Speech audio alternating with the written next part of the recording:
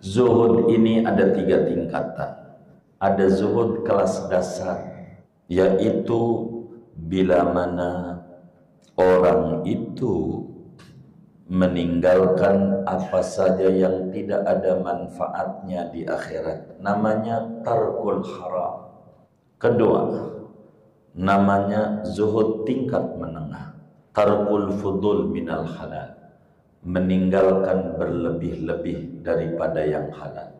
Sesudah sandang pangan papan sudah, yang lain demi kepentingan akhirat, namanya zuhdul khas, kelas menengah. Tapi yang namanya zuhud kelas tinggi, tarku ma yashghalu anillah, meninggalkan apa saja yang bakal menyebabkan dia jauh dari Allah, apapun bentuknya. Assalamualaikum warahmatullahi wabarakatuh. Bismillahirrahmanirrahim. Alhamdulillahi rabbil alamin. Wassalatu wassalamu ala sayyidina Muhammadin wa ala alihi wa sahbihi ajma'in wa ba'd. Faqad qala al-imam al-muallif rahimahullahu ta'ala wa nafa'ana bihi wa bi barakati ulumihi wa ghafara lahu wa li masyaikhihi wa li masyaikhina amin. Wa kana sayyidi Abdul Qadir Al-Jilani. Betul ya? Halaman berapa? 8. Wa kana sayyidi Abdul Qadir Al-Jili rahimahullahu ta'ala yaqulu, dan adalah tuanku Syekh Abdul Qadir Al-Jili rahimahullahu ta'ala yaitu berkata, man aradal akhirata fa'alaihi bizzuhdi fid dunya, siapa orang yang menginginkan akhirat maka lazimkan oleh dia dengan zuhud pada dunia.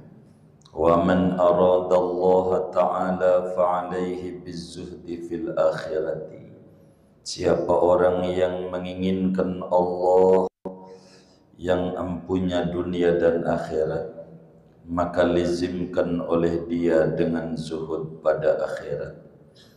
Wa madama fi qalbil 'abdi syahwatun min syahawatid dunya aw ladzatun min ladzatiha min ma'kulin aw malbusin aw mankuhin aw wilayatin aw riyasatin aw tadqiqin fi fannin min fununil ilmi zahidi anil fardi kariwayatil hadisil ana wa qiraatil qur'ani bil qiraatis sab'i wa kan nahwi wal fiqhi wal fasahati falaysa hadha muhibban fil akhirati innama huwa raghibun fid dunya tabi'un li hawahu.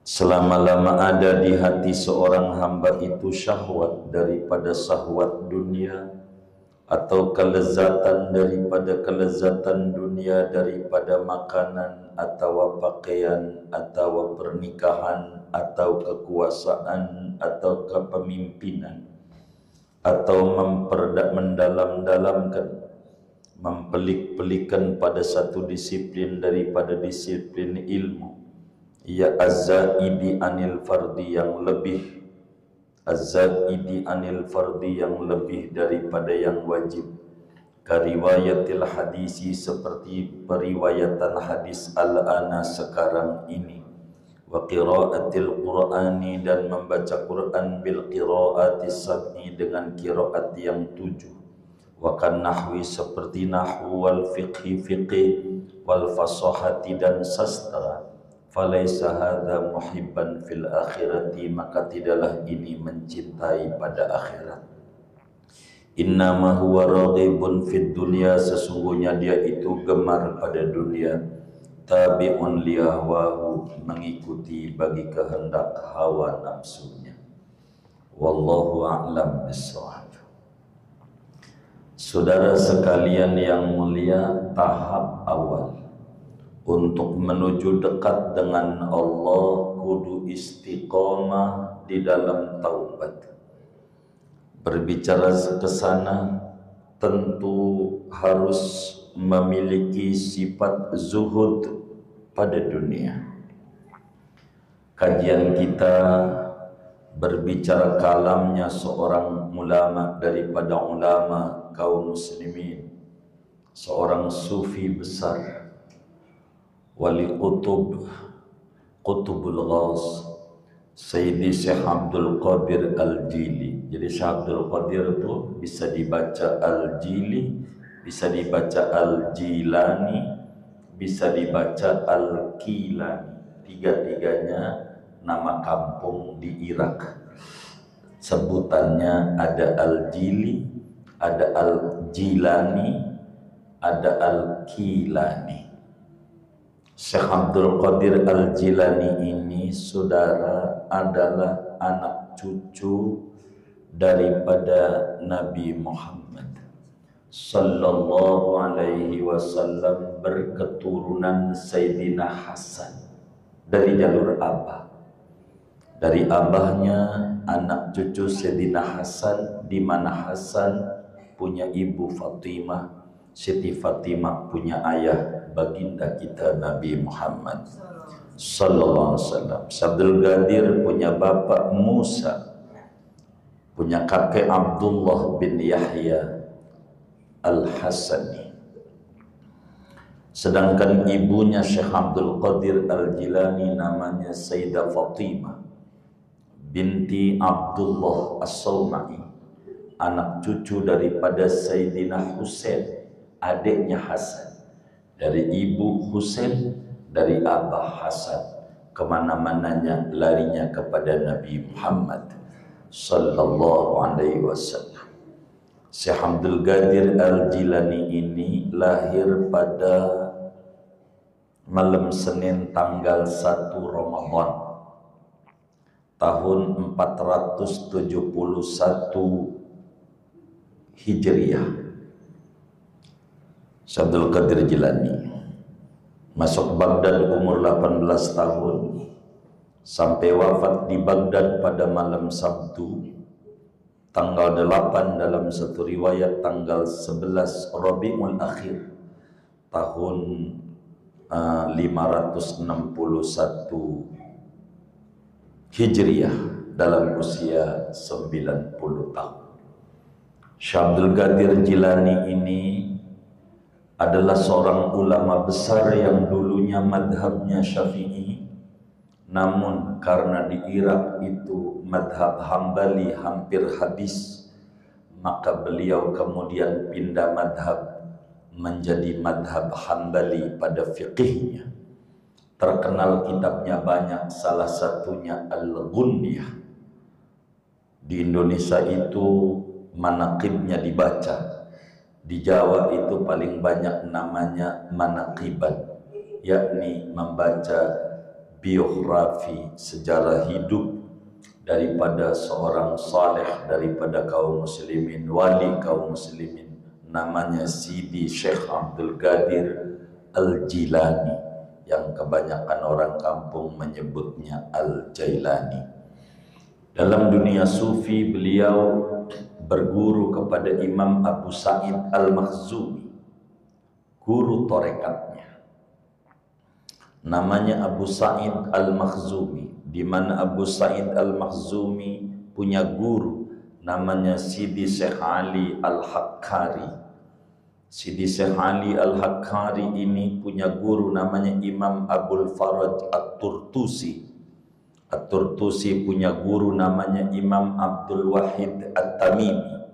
Abdul Wahid At-Tamimi berguru dalam dunia sufi kepada Imam Abu Bakar Ash-Shibli. Ini di Irak semuanya. Abu Bakar Ash-Shibli punya guru namanya Imam Junaidi Al-Baghdadi. Junaidi Al-Baghdadi punya guru namanya Sari Saqati. Sari Saqati sufi besar ini berguru kepada namanya Imam Ma'ruf Al-Karhi. Ma'ruf Al-Karhi ini berguru dalam dunia sufinya kepada gurunya namanya Dawud At-Ta'i. Dawud At-Ta'i ini punya guru namanya Habib Al-Ajami. Habib Al-Ajami ini punya guru sufi namanya Hasan Al-Basri, seorang tabi'in besar yang ngaji kepada 70 lebih sahabat Nabi. Hasan Basri dalam dunia sufi punya guru namanya Imam Ali bin Abi Thalib, menantu Rasulullah yang Nabi katakan ana madinatul ilmi wa aliyun babuha, aku gudang ilmu, pintunya Ali. Ali punya guru Rasulullah, Rasul dari Jibril, Jibril dari Allah. Inilah tarekat Qadiriyah, pembangunnya Syekh Abdul Qadir Al-Jilani. Bukan asal-asalan, bukan kaleng-kalengan, sufi besar, luar biasa. Di antara karomahnya Syekh Abdul Qadir Al-Jilani, mohon maaf, Ramadan masih bayinya, tidak mau netek sama ibunya Siti Fatimah bin Abdullah As-Somai. Kalau siang tidak netek, masih bayinya tidak netek sama ibunya, kecuali kalau udah beduk maghrib. Sampai di Baghdad itu orang berkata, Abdul Qadir udah netek belum? Udah maghrib. Sampai begitu, masih kecilnya udah kayak begitu. Saking luar biasanya Syekh Abdul Qadir Al-Jilani, wali besar, alim kabir, luar biasa. Banyak ulama menulis tentang manaqibnya, tapi kita sekelumit karena kita bukan kajian biografi, biar kita tahu torekat itu tidak asal-asalan, kecuali tarik ikat ini asal-asalan. Torekat itu ada jalur sanad yang mutasil kepada Nabi besar Muhammad sallallahu alaihi wa alihi wasallam. Syekh Abdul Qadir dalam satu pidatonya menyatakan begini, dan ini kajian kita. Kata beliau, man aradal akhirata fa'alaihi bizzuhdi fid dunya wa man aradallaha ta'ala fa'alaihi bizzuhdi fil akhirah. Kata Syekh Abdul Qadir Al-Jilani, siapa orang di hatinya pengen banget selamat di akhirat, kuncinya satu, dia kudu zuhud tentang dunia. Siapa orang yang pengen bahagia di akhirat nanti, dia kudu zuhud tentang dunia. Namun kata Syekh Abdul Qadir Al-Jilani radhiyallahu ta'ala, siapa orang yang pengen jumpa dengan Allah, bukan selamat di akhirat, dapetin ridhonya Allah, tertingginya harapan seorang mukmin, maka dia kudu zuhud, bukan dunia saja, tentang akhirat pun kudu zuhud. Saudara, zuhud itu apa sih? Zuhud itu meninggalkan sesuatu yang tidak ada manfaatnya di akhirat, yang akan membahayakan pada agama dirinya. Dalam bahasa yang lain, zuhud itu meninggalkan sesuatu yang membuat jauh dengan Allah. Itu zuhud. Maka Syekh Abdul Qadir ada zuhud dunia, ada zuhud akhirat. Perlu diketahui bahwa zuhud itu maqam yang sangat tinggi dalam dunia suluk. Zuhud ini adalah hal yang paling penting yang harus dilakukan oleh seorang hamba. Zuhud itu satu ungkapan tentang berpalingnya diri dari sesuatu yang rendah menuju sesuatu yang lebih baik dan lebih tinggi. Saya umpamakan agar supaya mudah cara memahaminya. Ada orang mau datang ke rumah raja, lalu ada anjing yang ngalang-ngalangin menuju raja. Bagaimana caranya supaya dekat dengan raja? Maka caranya kasih tulang tuh anjing, kasih daging, maka anjing itu sibuk dengan daging dan kita bisa bercakap-cakap dengan raja. Anjing itu namanya iblis, setan. Kita pengen dekat dengan Allah, maka setan selalu ganggu kita. Caranya supaya tidak ganggu, buang tuh dunia dari hati kita. Kasih setan nggak penting, yang penting Allah pemilik dunia. Nanti bisa bercakap-cakap, nanti ada rasa keintiman, ada syauq ila liqa'illah, ada kerinduan pengen dekat dengan Allah, ada kerinduan pengen intim dengan Allah. Inilah menuju kepada sebuah kezuhudan. Jadi bagaimana zuhud itu? Tidak naruh dunia dalam hati, bukan tidak punya apa-apa. Zuhud itu tidak menambatkan dunia dalam hati, bukan tidak punya apa-apa. Syekh Nawawi Al-Bantani rahimahullah menyatakan, wazhad wadha faqdu ala qati qalbika bil mali la faqdun lahu taku aqal. Zuhudlah Anda, zuhud itu tidak menambatkan hati, dunia dalam hati. Adamu ala qati qalbika, tidak naruh duit di hati, tidak naruh jabatan di hati, tidak naruh kepangkatan di hati. Bukan tidak punya apa-apa. Kalau tidak punya apa-apa namanya bukan zuhud, tapi kismin. Apa namanya? Miskin. Itu bukan zuhud. Zuhud itu punya segalanya, tapi tidak menganggap segalanya, kecuali yang segalanya hanya Allah subhanahu wa ta'ala. Zuhud.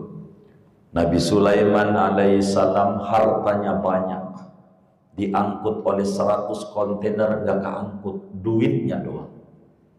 Itu kunci lemari duitnya, tapi enggak terbesit pengen itu, pengennya dekat sama Allah. Ibadahnya rajin, enggak kayak kita timbang punya sepeda doang, ya Allah main sepeda mulu. Begitu tuh ibadah kurang mahal.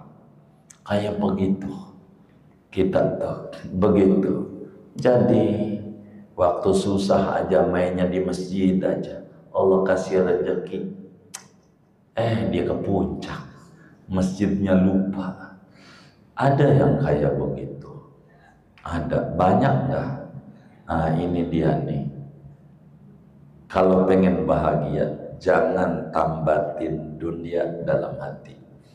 Zuhud ini ada 3 tingkatan.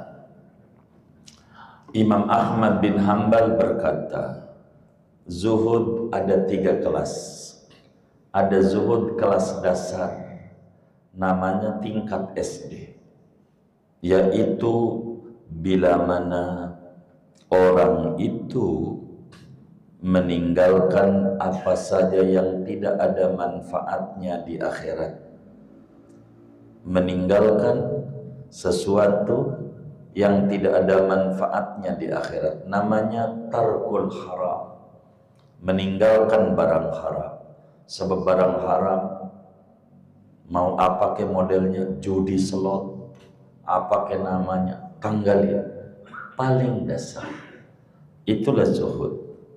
Tidak ngambil barang haram, tidak makan barang haram, tidak menguasai barang haram. Kedua, namanya zuhud tingkat menengah. Kata Imam Ahmad, tarkul fudul minal halal, meninggalkan berlebih-lebih daripada yang halal. Sesudah sandang pangan papan sudah, yang lain demi kepentingan akhirat. Dia sadar bahwa ketika mati kain kafannya tidak dikasih kantong kayak begini, maknanya barang 1000 nggak ada yang dibawa. Dia berpikir buat apa musingin mencari-cari dunia sementara dia sendiri bakal meninggalkan dunia. Begitu. Sehingga apa yang manfaat menuju akhirat namanya zuhdul khawas, kelas menengah. Tapi yang namanya zuhud kelas tinggi, tarku ma yashghalu anillah, meninggalkan apa saja yang bakal menyebabkan dia jauh dari Allah, apapun bentuknya. Maka itu namanya zuhud arifin, zuhudnya orang-orang yang sudah ma'rifat mendalam kepada Allah Subhanahu wa ta'ala. Saudara, Syekh Abdul Qadir berbicara zuhud ada 2. Ada zuhud tentang dunia, ada zuhud tentang akhirat. Ini mah sudah tinggi kali kita. Cuman kepengenan jamaah ngajinya kitab ini, enggak apa-apa. Begitu, pelan-pelan saya sederhanakan agar supaya kita bisa mampu menelannya. Sebab ada orang itu kelasnya bayi, ada orang itu kelasnya dewasa. Singkong makanan enak, nikmat dan luar biasa, tapi tidak cocok buat bayi.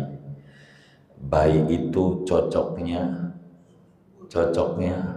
bubur. Kalau singkong biar enak buat orang dewasa. Orang yang baru belajar agama tapi mengkaji kitab yang tinggi ini enggak apa-apa. Sebagai kita tahu dan sadar betapa kita masih jauh dari kedekatan dengan Allah, sehingga kita hidupnya enggak sombong, enggak songong dan seterusnya, supaya kita faham apa itu zuhud dunia. Kata Syekh Abdul Qadir, bila kita pengen banget selamat di akhirat, dunia itu biasanya jangan diagul-agulkan, jangan diagung-agungkan. Dunia itu biasa saja, sebab dia adalah alat untuk nyampe di akhirat. Maka kepentingannya akhirat, sehingga orang yang zuhud pada kelas zuhud dunia, dia tidak bakal mati-matian mengejar sesuatu yang tidak ada manfaatnya kelak di akhirat. Tapi dia sadar ini duit manfaat buat bangun masjid, buat bangun pondok, buat segala macam. Nyantuni yatim, saya kejar duit sebanyak-banyaknya untuk membantu orang sebanyak-banyaknya. Ini namanya zuhud tentang dunia, kata Syekh Abdul Qadir Jilani.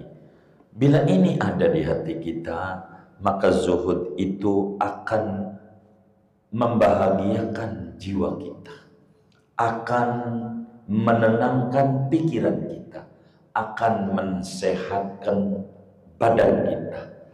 Karena kita tahu yang namanya hakikat harta bila sudah kita manfaatkan.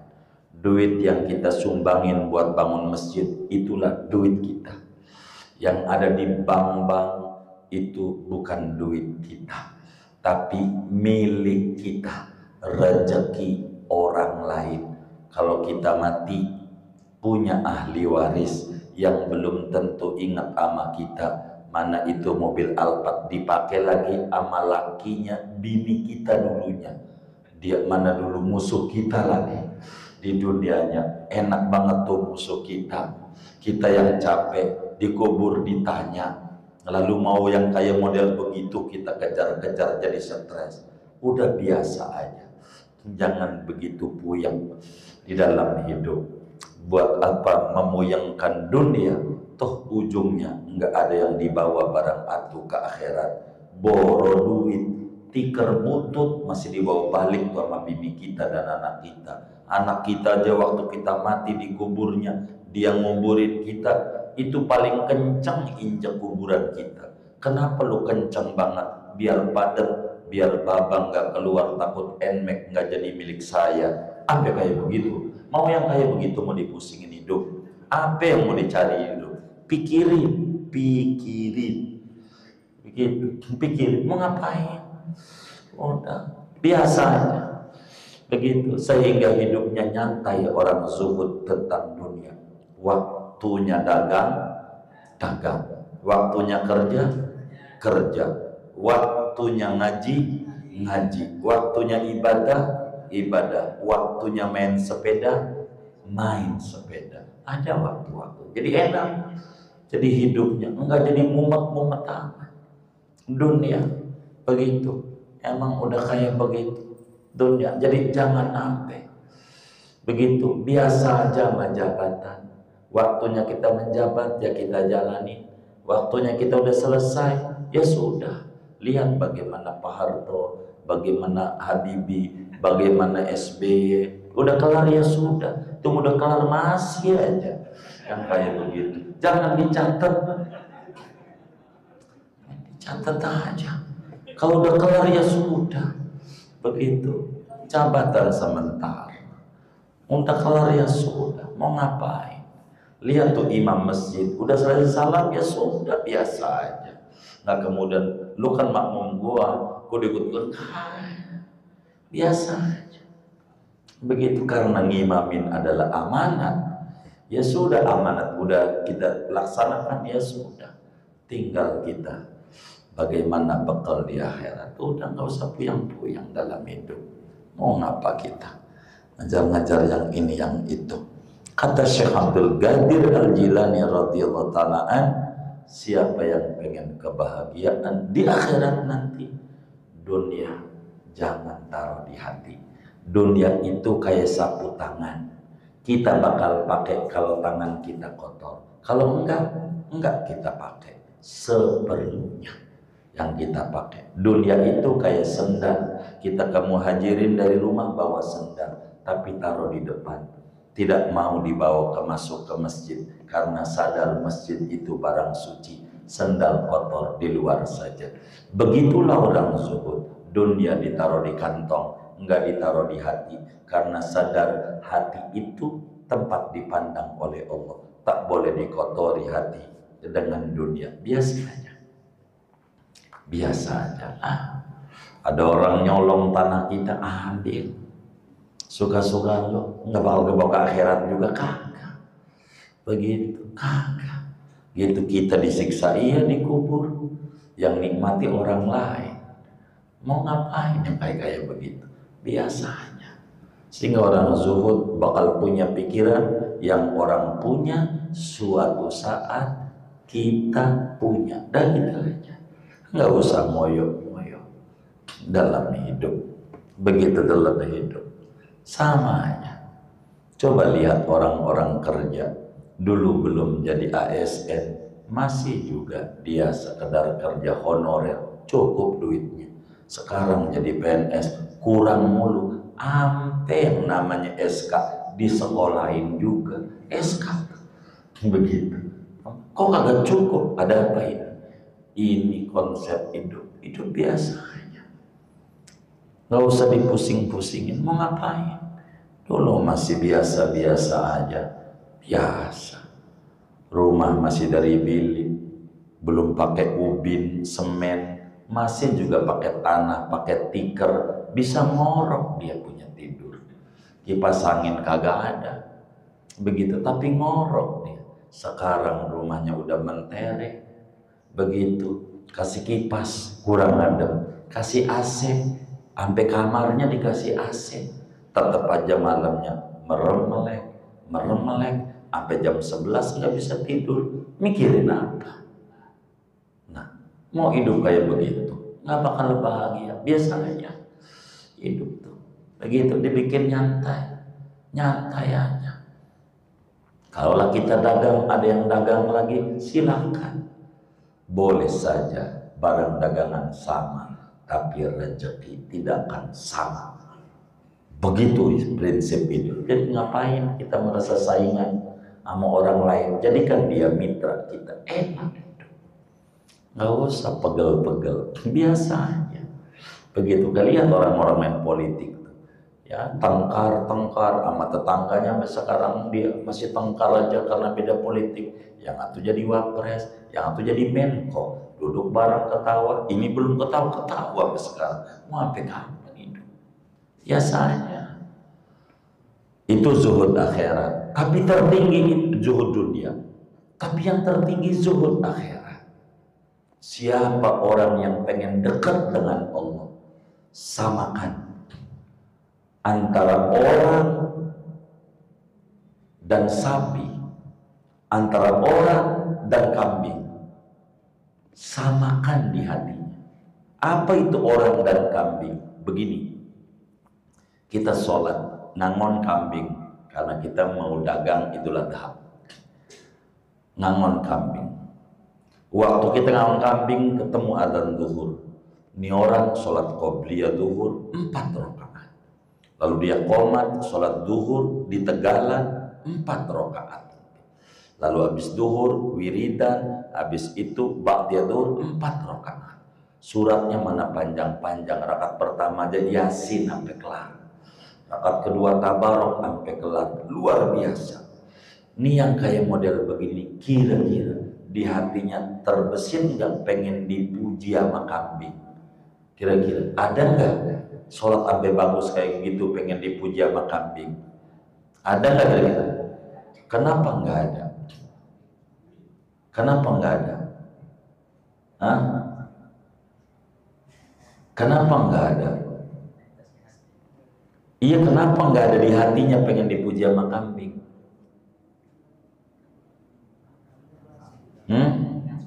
Karena sadar kambing tidak punya surga. Buat apaan pengen dipuji dia yang surga aja nggak punya? Samakan tuh orang yang ada sekeliling kita kayak kambing, nggak ada kerinduan pengen dipuji orang, dia nggak punya surga. Buat apa? Pengen dipuji Allah. Begitulah dalam hidupnya. Biasanya dalam hidupnya begitu. Kalau sekarang dagang kita untung, alhamdulillah. Kemudian dagang kita merugi, alhamdulillah ala kulli hal. Dari sisi ini kita rugi, tapi masih dikasih sehat, anak nurut, istri baik, ini juga rezeki. Daripada untung besar tinggalnya di ICU. Begitulah orang, biasa aja dalam hidup. Kan masih sehat, masih bisa makan sehari 3 kali, itu juga belum termasuk bakso, mie ayam, siomay, sotomi. Mau ngapain lagi hidup? Begitu, udah nikmati hidup. Orang yang zuhud hidupnya nikmat karena benar-benar menikmati hidup. Ini orang zuhud. Tapi yang tertinggi kata Syekh Abdul Qadir, zuhud tentang akhirat. Kok bisa? Karena dia impiannya Allah, yang lain kecil. Dulu ada seorang raja namanya Harun ar-Rasyid, dinasti Abbasiyah ke-6 di zaman Imam Malik radhiyallahu ta'ala. Dia cinta sama istrinya, sama selirnya, pendek, hitam, mancung ke dalam, apa tuh namanya? Pesek. Udah pesek, hitam, pendek, demen banget sama dia. Sementara selir-selir yang lain, istri yang lain, cantik, tinggi, semampai, putih, udah luar biasa. Tapi dia demen sama dia. Beredar santer itu di grup-grup WA kerajaan. Itu raja mirip demennya orang yang hitam, pendek, pesek.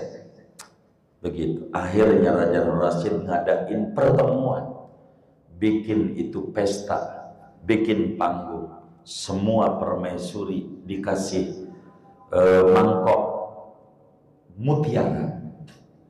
Kata raja, ini buat Anda, kepada dia punya selir. Begitu diterima.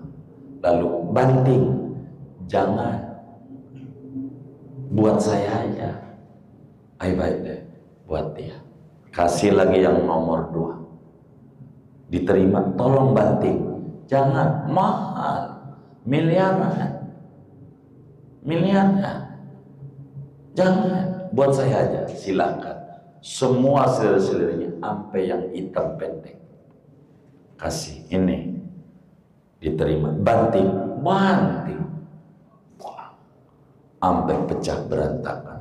Para menteri aja yang ngelihatin semuanya miring, miliaran pakai dibanting. Lalu ditanya oleh sang Raja Harun al-Rasyid, kenapa kau banting? Apakah itu tidak mahal mangkok mutiara itu?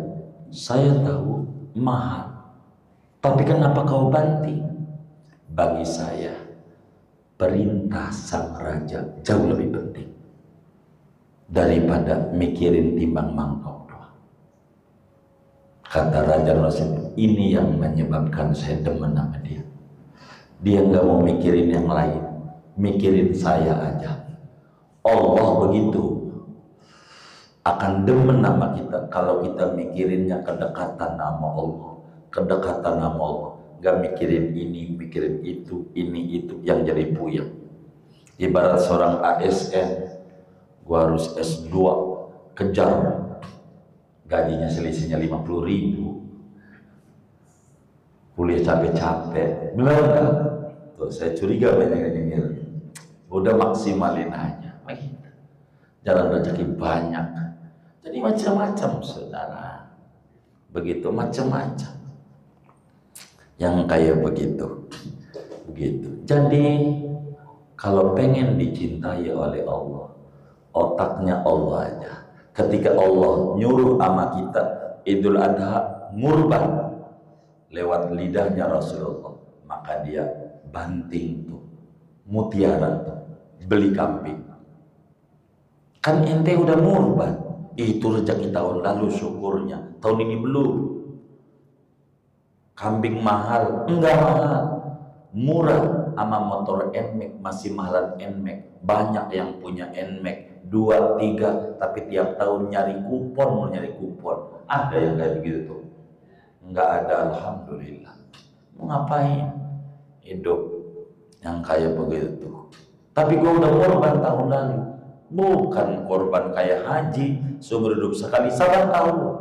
Ketika Allah suruh, inna a'tainakal kausar fasalli li rabbika wanhar, ngorban dia. Kenapa duit dibuang? Allah yang nyuruh. Saya butuh dia, pemilik dunia, duit dan segalanya, dan duit itu akan nurut sama dia. Gua mau pengen dia aja, begitu, pengen dia aja. Bilalah dia makan pakai tempe, kuat sholat duha 2 rakaat. Sekarang dikasih rezeki ayam, malah kagak sholat duha. Ini kagak ada syukurnya kayak begini. Dulu masih ngontrak, dia kuat sholat malam 2 rakaat. Sekarang punya rumah di komplek Barata, ngorok. Mana syukurnya? Emang ada yang kayak begitu tuh? Nggak ada. Mana Allahnya? Begitu. Mau ngapain hidup? Kata Syekh Abdul Qadir Jilani, deketi Allah, segalanya akan nurut sama kita. Allah aja, cari Allah. Kata Syekh Abdul Qadir Jilani, selama seorang hamba di hatinya ada syahwat dunia, ada satu kenikmatan yang dia kejar, makanan. Di mana tempat makan dia tahu, ono di Pinang ada pecak pok minun, dia tahu aja dia. Ono di Kembangan ada namanya kepala manyung dan kepala kakap, dia tahu aja di mana tempat. Di mana tempat makanan dia kejar. Majelis ilmu di kompleknya, di rumahnya, di kampungnya, di dekat rumahnya, dia tidak tahu dia. Yang tahu makanan. Namanya hardolin, dahar modal ulin, harmoko, dahar modal ngaroko. Otaknya begitu. Ngerokok mampu untuk beli rokok yang mahal-mahal, kalau setahun semacam Sampurna Mil itu paling kagak, kalau sehari sebungkus dia dapetin duit 12 jutaan. Kalau buat beli kambing bisa dapat 3 atau 4 itu. Tapi buat ngerokok mampu, tapi buat ngurban belinya tusukan mulu ama areng, tusukan mulu ama areng. Ada yang kayak begitu tuh. Yang mana orangnya nih? Tuh begitu. Ini mau ngapain hidup? Biar kita bahagia. Hidup tuh, biar kita bahagia. Zuhud itu menyenangkan jiwa, menyehatkan raga. Sedangkan kita amat sangat mencintai dunia akan membuat kita pusing, sedih, stres, banyak pikiran. Akhirnya main judi slot, nyari untung, akhirnya pinjol. Ini karena otaknya dunia. Dipikir dengan judi slot bakal jadi kaya. Dia kagak dengerin tuh lagu Roma Irama, dia kagak dengerin dong. Begitu. Judi nggak ada yang namanya orang kaya gara-gara judi, nggak ada. Syukur yang membuat orang rezekinya makin meningkat karena udah janji Allah, la in syakartum la azidannakum. Karena itu kalau orang mikirin makanan, minuman, pakaian, kendaraan, jabatan, ini belum zuhud. Ya belum. Yang kayak begitu. Sampai kata Syaikhul Qadir, sampai mendalam-dalami ilmu yang lebih dari yang wajib. Ilmu yang wajib itu 3. Tauhid, fikih, tasawuf. Orang Aceh menyebutnya tastafi. Tauhid, tasawuf, fikih. Di Aceh tuh kayak begitu. Begitu. Ini yang wajib. Sampai orang belajar ilmu-ilmu tentang riwayat hadis, dikit-dikit kalau ada orang ngajar, sahih apa dhaif itu hadisnya. Hadisnya sahih apa kagak? Ketika ditanya apa itu hadis sahih, definisinya apa, instrumennya apa, terbagi berapa, borok kagak ngerti. Tapi dikit-dikit sahih kagak. Begitu. Ini namanya ilmu lebih dari yang wajib. Bukan tugas kita sampai sedalam-dalam itu. Akhirnya jadi puyeng sendiri dia, kaku, dikit-dikit Nabi kerjain enggak, kayak orang iya aja. Yang Nabi kerjain sampai kakinya bengkak jadi kagak kerjain, nyalahin orang mulu kerjaannya. Yang kayak begini nih jauh dari zuhud. Yang ada bakal kebencian sama saudara seagama aja nggak suka, hanya beda aliran, dia Ciliwung di Cisadane. Padahal sama-sama muslim, Qurannya sama. Ada apa dengan jiwanya? Jauh dari zuhud. Bukankah Islam rahmatan lil alamin? Bukan rahmatan lil muslimin, bukan rahmatan lil organisasi, tapi lil alamin. Begitu. Jadi orang kalau sampai dalam kayak begitu, jauh daripada mencintai akhirat. Sebetulnya dia mencintai kepentingannya. Kalau saudara mati, kalau mau paham nih, saudara yang capek-capek, pala jadi kaki, kaki jadi pala, nyari duit, nyari segala macam. Kalau mati nih, saudara nih, kita orang kalau mati, kagak ada yang nangisin, kagak ada. Nggak ada kalau saudara mati. Bininya nangisin, kagak. Anaknya nangisin, kagak ada yang nangis, kagak ada. Beneran. Belum ditemukan ada orang mati ditangisin oleh bininya, ditangisin oleh anaknya, enggak ada. Kalau mau jujur, andai ada itu bini nangis, bukan nangisi lakinya, tapi nangisi hartanya bakal dibagi sama keluarga lakinya, anaknya, hartanya. Ini udah isak segini saja ngaji kita. Singkatnya, zuhud menyenangkan jiwa dan menyehatkan badan. Wallahu a'lam. Jamaah yang mulia, minta baca Fatihah. Jamaah kita yang rajin banget ngaji setiap minggu ketiga di Barata nih, ibunya meninggal dunia. Namanya Ustadz Yakub, Ibu Nawiyah. Mertuanya dia tadi asar, jadi minta baca Fatihah.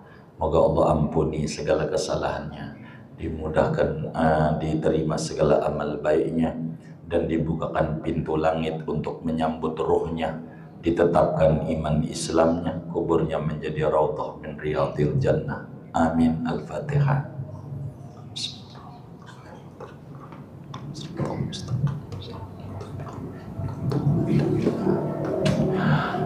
Ada yang ditanya dari materi ini?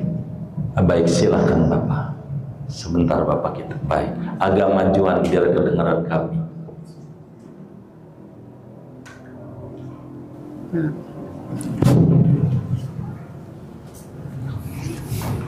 Terima kasih. Assalamualaikum warahmatullahi wabarakatuh. Waalaikumsalam. Terima kasih Guru kesempatan yang diberikan ini. Ini menarik sekali kajian tasawuf yang diberikan terkait zuhud ini. Ini dalam menyikapi kehidupan dunia, kalau kita kaitkan dengan akhirat, di samping zuhud itu ada yang saya pernah tahu juga wara gitu, wara, dan satu lagi qanaah. Nah itu bagaimana kaitan antara ketiganya itu? Itu aja Pak Guru. Wassalamualaikum Waalaikumsalam warahmatullahi wabarakatuh. Jadi bedanya zuhud dan wara. Kalau wara itu bahasa kitanya apik. Apik. Jadi wara itu tarakus syubuhat khaufan minal wuqu' fil muharramah. Meninggalkan barang-barang subhat, khawatir terjebak pada yang haram. Ini namanya wara. Kalau zuhud mah meninggalkan, memuliakan dunia yang tidak ada manfaatnya untuk akhirat, sehingga hati tidak ada ta'alluq kesengsama itu. Ini hanya media, bukan tujuan. Qanaah ini selaras dengan zuhud. Bagi orang yang awam, agar mudah, yang miskin miliki dulu sifat qanaah, merasa puas terhadap apa yang telah Tuhan beri. Itu qanaah, merasa cukup dengan apa yang Tuhan telah kasih. Ini namanya disebut qanaah, sehingga tidak akan mengeluh dalam hidupnya. Sedangkan orang kaya, dia harus zuhud. Zuhud itu meninggalkan dari hati hubungan dunia dalam hati, membuang dari hati kecintaan pada dunia, bukan tidak punya apa-apa. Sehingga orang kaya tidak sombong dengan hartanya yang hanya sebentar, tidak sombong dengan jabatan yang hanya sementara, karena barang sementara tidak boleh diabadikan di dalam hati. Yang diabadikan hanya yang punya sifat keabadian, itulah Allah. Inilah antara zuhud dan qanaah. Bagi yang tidak punya, kita miliki sifat qanaah biar tidak meronta-ronta, tidak mengeluh dan seterusnya. Yang kaya, dia miliki sifat zuhud agar dia tidak sombong bahwa dunia adalah media bagaimana dirinya menjadi kasir Tuhan di jagat raya ini. Ini yang paling mudah. Meski si kaya kudu punya qanaah, si miskin juga kudu punya zuhud adanya. Kurang lebih hubungannya ke sana. Nanti di depan akan terpaparkan, hanya baru pembukaan kitab kita ini, nanti akan masih bicara itu. Kurang lebih demikian, Allah a'lam. Masih ada lagi? Waalaikumsalam. Terima kasih. Semoga Pak Ustadz selalu sehat. Amin. Amin ya Rabbal Alamin. Pak Ustadz, mohon penjelasannya tadi mengenai kalau anjing dikasih daging, oke-oke aja. Kemudian kalau kita pun bisa memikirkan kepada Allah, kadang-kadang kita mau sholat malam mata masih sepet gitu ya.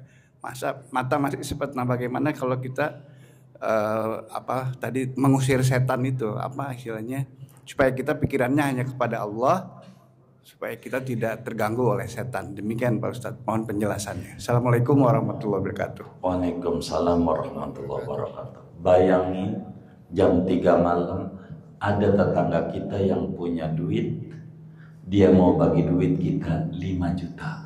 Kira-kira sepetu dipaksa apa ditahan? Kira-kira dipaksa, udahlah. Apa kita dipaksa, apa kita tidur aja? Dipaksa bangun. Kenapa dipaksa bangun? 5 juta. Pertanyaannya, surga sama 5 juta tinggian mana? Itu caranya begitu. Bapak kita tahu caranya.